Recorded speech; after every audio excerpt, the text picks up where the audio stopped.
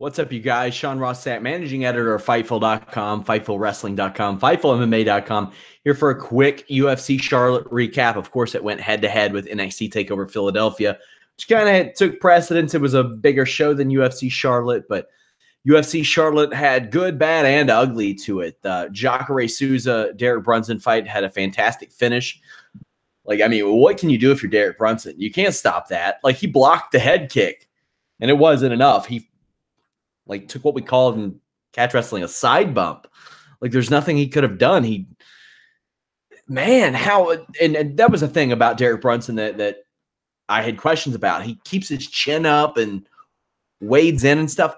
I don't think he really did there. He got his hand up and blocked it as best he could, but Jacare Souza, man, just looked real good in that situation and followed up, and those punches that Jacare delivered with just laser precision. That was very promising, especially for a guy who just turned 38 years old to defeat Derek Brunson, who has the ability to beat a lot of guys. Now, will he beat a ton of strong strikers? Probably not the way that he strikes, but he has shown his ability to finish people in a matter of seconds. So Jacare showing that he didn't lose it after getting beaten by Robert Whitaker. Of course, he was beaten a few years ago by Yoel Romero, and since then, it hasn't been anybody since the Rockhold fight beating him. He's still beating those top 10 guys. He's beaten the Vitor Belforts, the Gegard Musashis, even back in the day, Yushin Okami and stuff.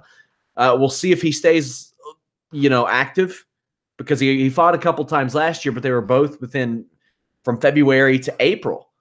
And then he didn't fight again until January, and he only fought once in 2016. So I would imagine that he would try to step it up and remain a little bit more active. He got a performance of the night bonus, his third in his last 4 fights. So he's still putting on exciting fights. Should this have main evented? I don't know. Probably not on Fox, maybe a Fox Sports 1 show, but Jacare Souza looked just excellent. He keeps himself in that division.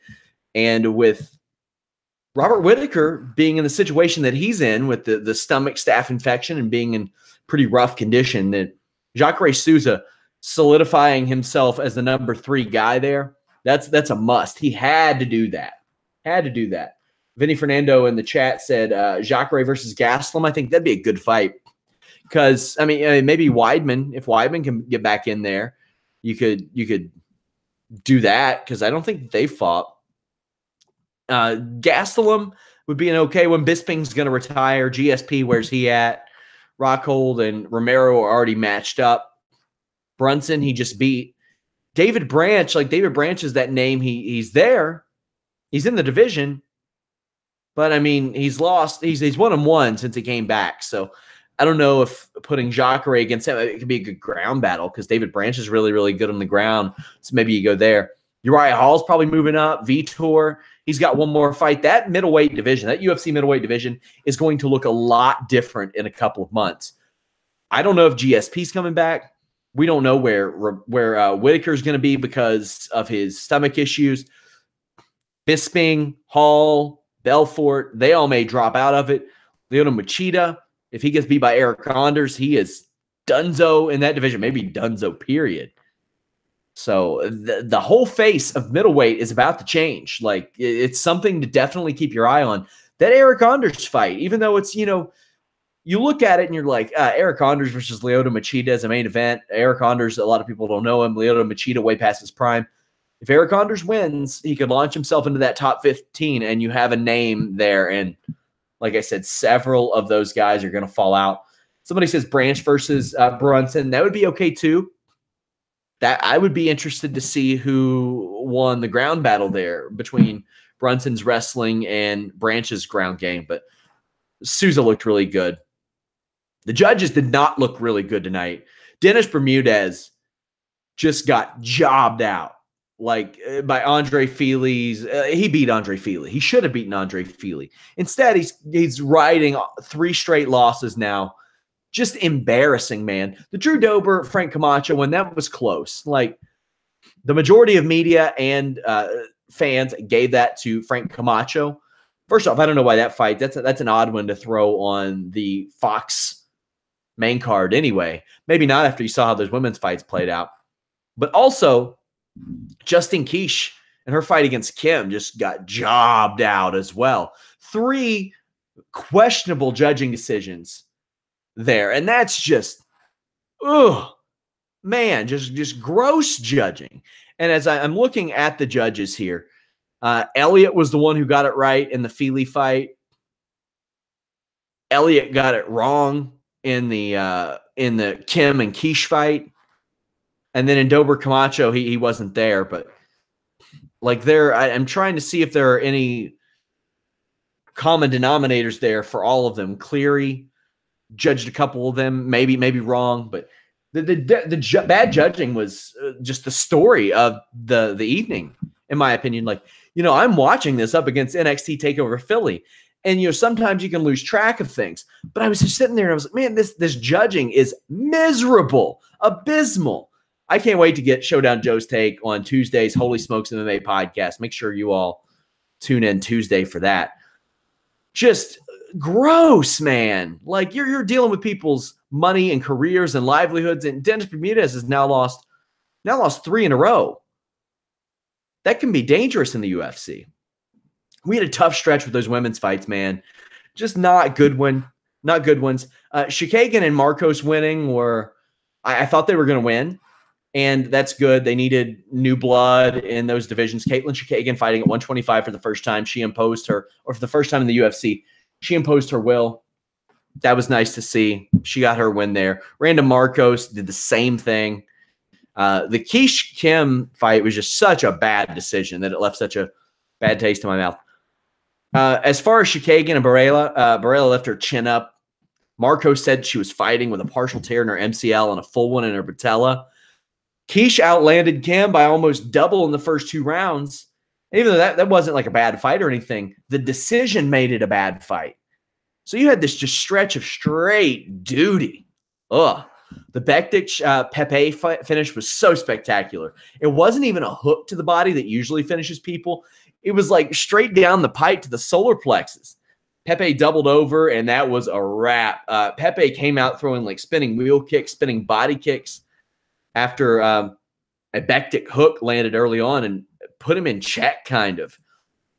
So Mirsad Bektic, man, he is one to watch because he's been doing very well. He dropped the fight to Darren Elkins, but that's just going to happen. And now he is 6-1 in the UFC. So very positive outlook for him. He is a guy from, I think, Yugoslavia, 26 years old. He's about to be 27, already in that top 15 in that division. So he could maybe move up a little bit, maybe put him up beyond Miles Jury or Duho Choi. I don't think Duho Choi belongs in top 15. Don't think Korean Zombie deserves to be up as high as he is, given everything. But Mirsad Bektic, that is a name to watch in the UFC's featherweight division. I loved how we saw a lot of fighters go into the body tonight. That was just such a void technique back in the day. You didn't see a lot of MMA fighters going there, but maybe they didn't have the benefit of doing so. You saw Corey Sandhagen 8 days after he won a fight, booked in another fight and winning one with a really nasty liver shot. He went to the body often and it paid off. He had great angles and movement. Really liked watching him fight. Excited to see him compete again. Nico Price battled back after losing the first round against George Sullivan on 2 scorecards.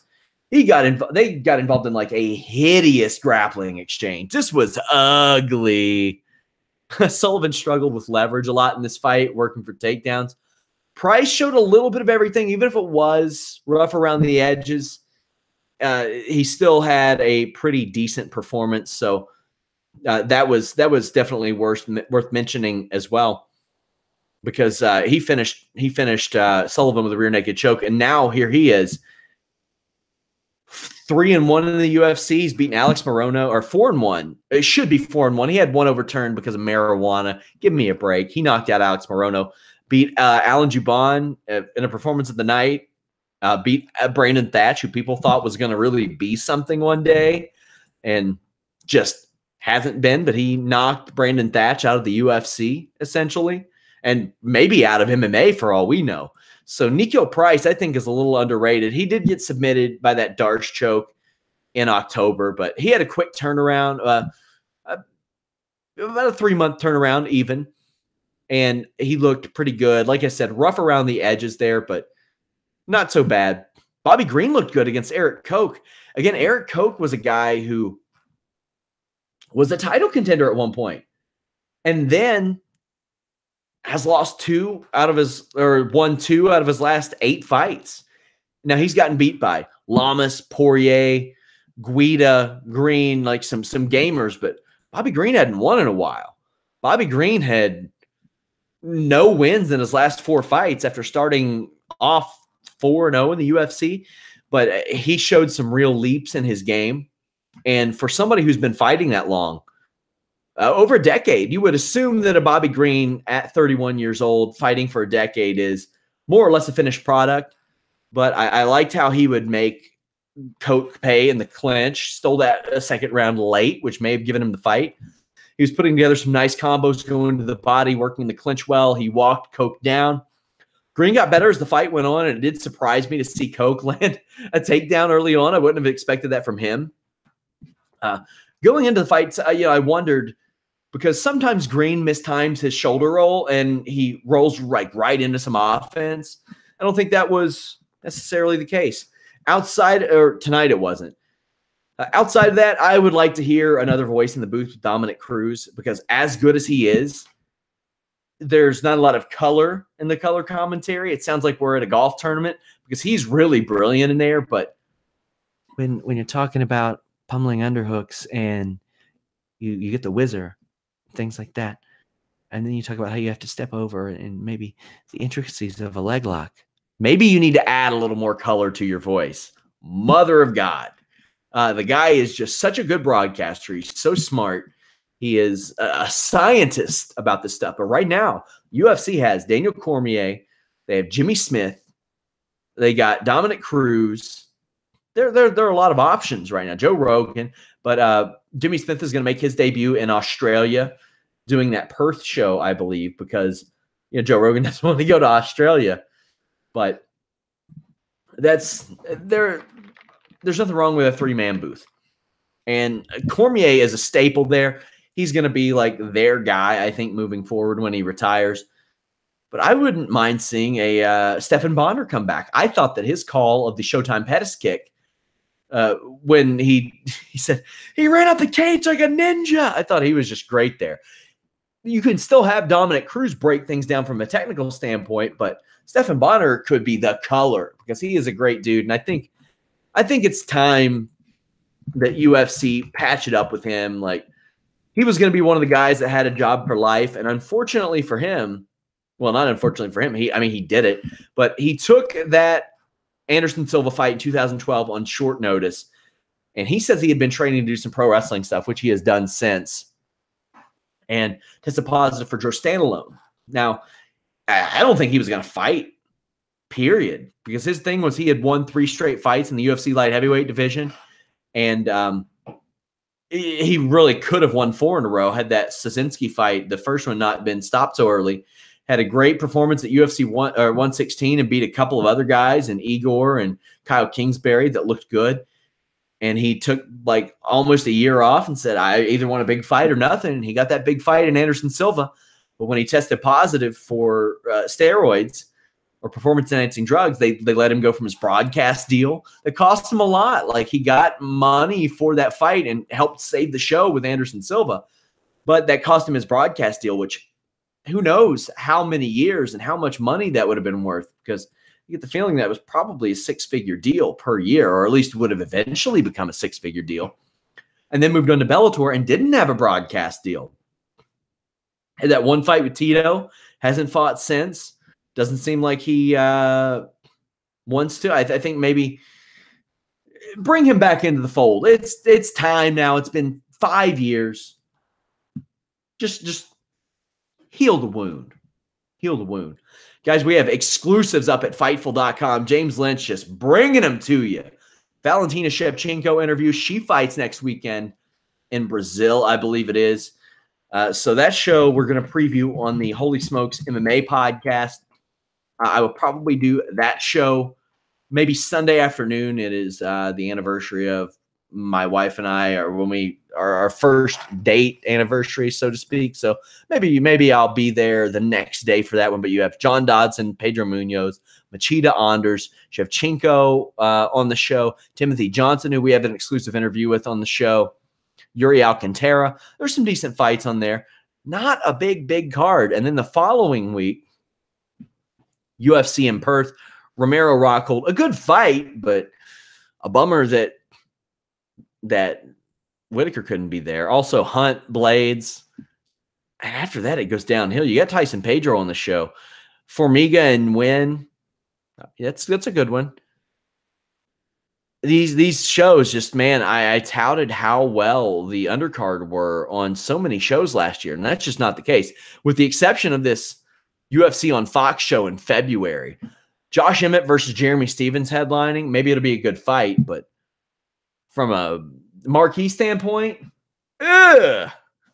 But still, on the prelims, it's a decent prelim show. You got McMahon, Renault, Angela Hill, Morena Moroz, Sam Alvey's on there, Ben Saunders, Alan Juban. That's a good fight. Henan Barrow, Brian Kelleher, Mike Perry, Max Griffin, OSP, Latifi, Andrade, and Tisha Torres. That's a pretty solid undercard for a Fox show. And then, you know, the train keeps rolling, as they say. Head over to Fightful.com. Every day you'll get something that you can only get at Fightful.com. Follow us at Fightful MMA on Twitter, guys. Until next time, we are out.